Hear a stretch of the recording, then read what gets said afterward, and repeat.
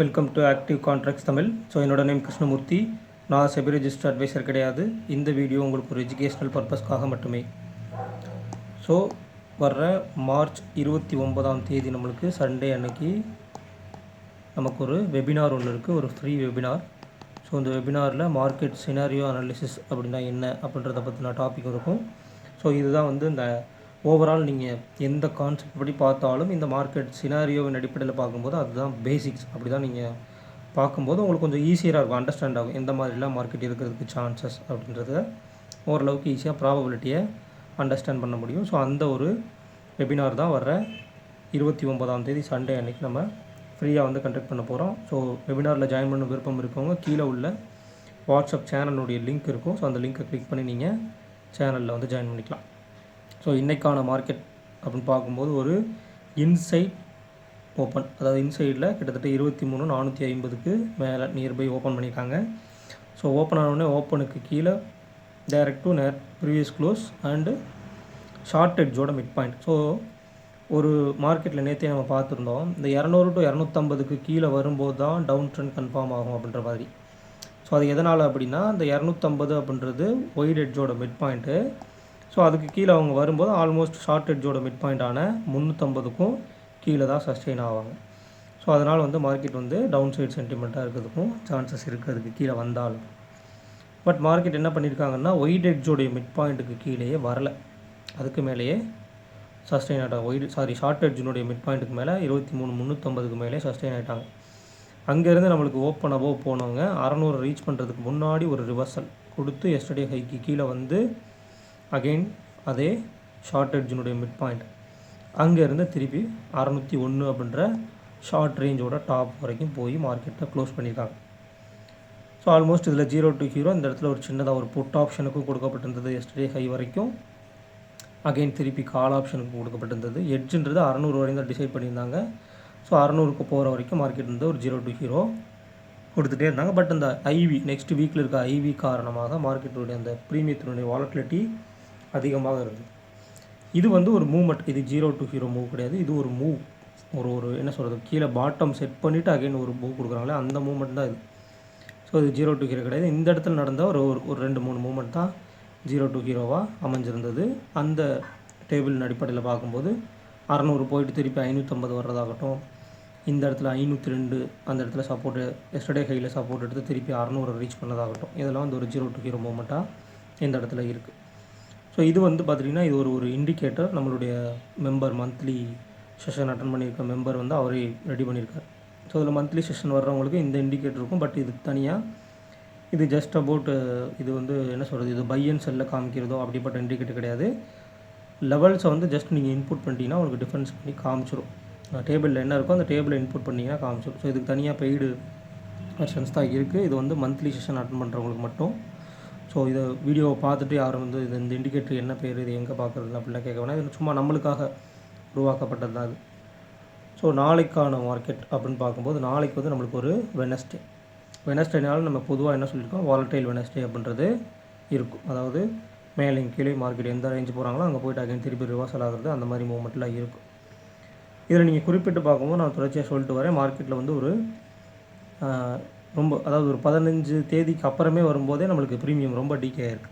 Premium decay அப்படின்போது ஸ்பாட்டுக்கும் ஃபியூச்சருக்கும் உண்டா difference நேற்றுக்கு சொல்லியிருந்தோம் இல்லையா, ஸ்பாட் வர்சஸ் ஃபியூச்சர் எவ்வளோ டிஃப்ரென்ஸ் இருக்காங்கன்ட்டு, அது ரெண்டுமே கொஞ்சம் குறைஞ்சி வந்திருக்க மாதிரி தான் இருக்குது.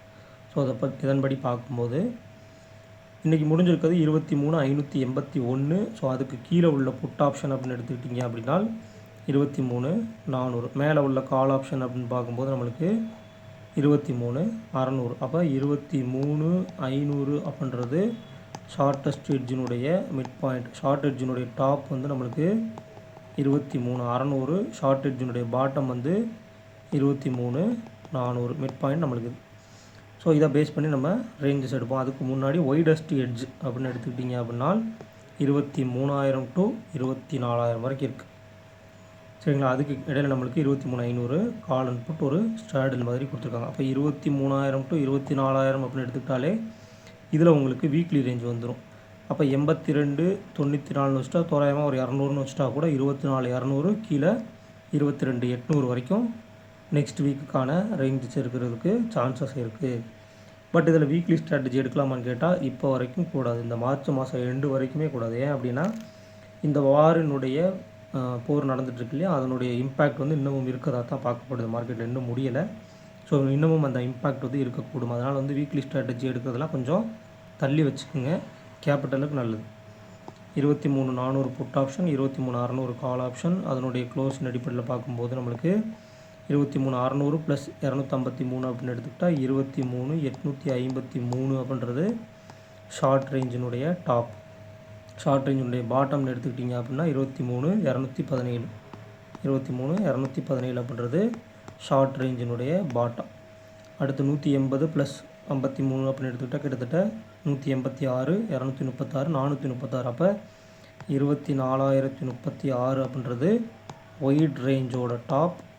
கீழே இந்த பக்கம் 436 மைனஸ் பண்ணிங்க அப்படின்னா 22,964 அப்படின்றது ஒயிட் ரேஞ்சோட பாட்டம். கிட்டத்தட்ட ஆல்மோஸ்ட் அந்த ரேஞ்ச் வந்துடுதா. ஒரு ரேஞ்சஸ் கால்குலேட் பண்ணாலும் ப்ரீமியத்தில் அந்த ரேஞ்ச் வந்துடுது. மேலே என்ன கீழே அப்படின்னா இப்போ நேற்றுக்கு நமக்கு ஒரு 1% பக்கம் நியர்பை பாசிட்டிவில் முடிச்சு அகைன் திருப்பி இன்றைக்கும் மார்க்கெட் வந்து பாசிட்டிவில் முடிச்சிருக்காங்க. ஸோ அப்போ இதில் வந்து வீக்லி அப்படின்னு பார்க்கணும். டெய்லி லெவல்ஸ் எப்படி இருக்குது, வீக்லி லெவல்ஸ் எப்படி இருக்குது அப்படின்றதெல்லாம் நீங்கள் இதில் பார்த்து தெரிஞ்சுக்கணும். இதில் உங்களுக்கு ஒரு டெய்லியில் மார்க்கெட் வந்து எப்படி இருக்காங்க, ஒரு பாசிட்டிவ் சென்டிமெண்ட்டில் இருக்காங்க. எஸ்டர்டே ஹைக்கு மேலே போய் முடிச்சிருக்காங்க இல்லையா. டெய்லியில் நம்மளுக்கு எஸ்டர்டே ஹைக்கு மேலே போய் முடிச்சுக்கிறாங்க.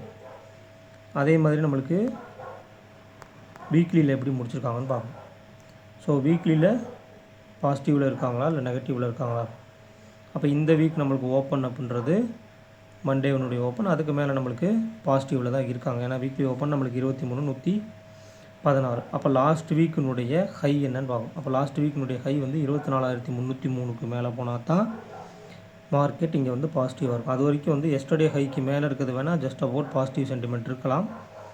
பட் இந்த IDM to OTM percentages and தொடர்ச்சியாக மார்க்கெட்டில் வந்து ஒரு 24,000 இருக்காங்கன்னா 24,000 வரைக்கும் போகிற மாதிரி டேபிள் பில்ட் ஆகிறது, இந்த மாதிரி விஷயங்கள்லாம் இல்லாத வர மார்க்கெட் வந்து ஒன் சைட் மார்க்கெட்டுக்கான விஷயங்கள் நடைபெறாது. மேக்ஸிமம் ஆஃப் த டைம் ஒரு புதன்கிழமை மார்க்கெட்டில் வந்து ஒரு சைட்வேஸ் மார்க்கெட்டாக தான் இருக்கும். சைட்வேஸ் டூ அல்லது வாலட்டிலிட்டி இருக்கும். மேலேயும் கீழே மேலே போனாங்க அப்படின்னா ஒரு 100-150 பாயிண்ட் போனாங்க, திருப்பி ரிவர்சல் வருவாங்க. ஒரு 75 பாயிண்ட் வந்து ரிவர்சல் வர்றதுக்கும் சான்சஸ் இருக்குது.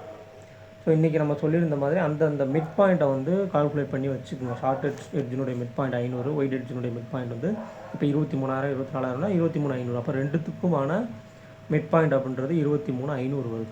அட் த சேம் டைம் இந்த எஸ்டர்டே ஹை அண்ட் லோவும் அதனுடைய டிஃப்ரென்ஸ் இன்றைக்குமே அது பார்க்கப்படும். அதாவது இன்றைக்கி 17ஆம் தேதி இருக்காங்கன்னா 17ஆம் தேதியினுடைய இந்த எஸ்டர்டே ஹை அண்ட் லோ இன்றைக்கி வச்சுருக்கக்கூடிய ஹை அண்ட் லோவை வந்து மார்க் பண்ணி வச்சுக்கணும். அதனுடைய மிட் பாயிண்ட் இருக்கு இல்லையா. ஸோ அதனுடைய மிட் பாயிண்ட்டுக்கு மார்க்கெட் வந்து கிட்டத்தட்ட 23,480 டு 500னா 23,500. அப்போ அந்த 23,500 அப்படின்ற லெவலுக்கு மார்க்கெட்டு என்ன ரெஸ்பெக்ட் பண்ணுறாங்கன்னு பார்க்கணும் நாளைக்கு.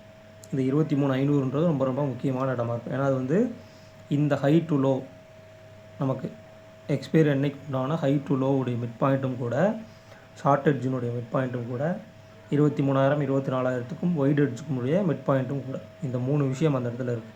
அப்போ 500க்கு நியர்பை மார்க்கெட் வந்தாங்கன்னா என்ன பண்ணுறாங்கன்னு பார்க்கணும்.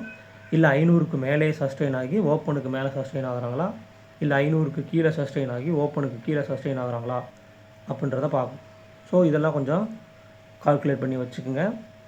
அதே மாதிரி கொஞ்சம் கேர்ஃபுல்லாக ஹேண்டில் பண்ணுங்கள். ஏன்னா அந்த மாதிரி வார் சுச்சுவேஷன்ஸ் வரும்போது மார்க்கெட்டில் வாலட்டிலிட்டி அதிகமாக இருக்கும், ப்ரீமியம் அதிகமாக கொடுக்குற மாதிரி காட்டப்படும். பட் ப்ரீமியம் வந்து ஜம்ப் ஆன உடனே டக்குன்னு டிகே ஆகும். ஸோ அதெல்லாம் வந்து இந்த மாதிரி வாலட்டிலிட்டி ஹை இம்ப்ளைட் வாலட்டிலிட்டி இருக்கும்போது இந்த வாலட்டிலிட்டி இருக்கும். ஸோ பார்த்து கேர்ஃபுல்லாக ட்ரீட் பண்ணுங்கள். இந்த வீடியோ பிடிச்சிருந்துச்சு அப்படின்னா லைக் பண்ணுங்கள், ஷேர் பண்ணுங்கள், சப்ஸ்கிரைப் பண்ணுங்கள். மறக்காமல் உங்கள் கருத்துக்களை வந்து கமெண்ட் செக்ஷனில் கமெண்ட் பண்ணுங்கள். நன்றி, வணக்கம்.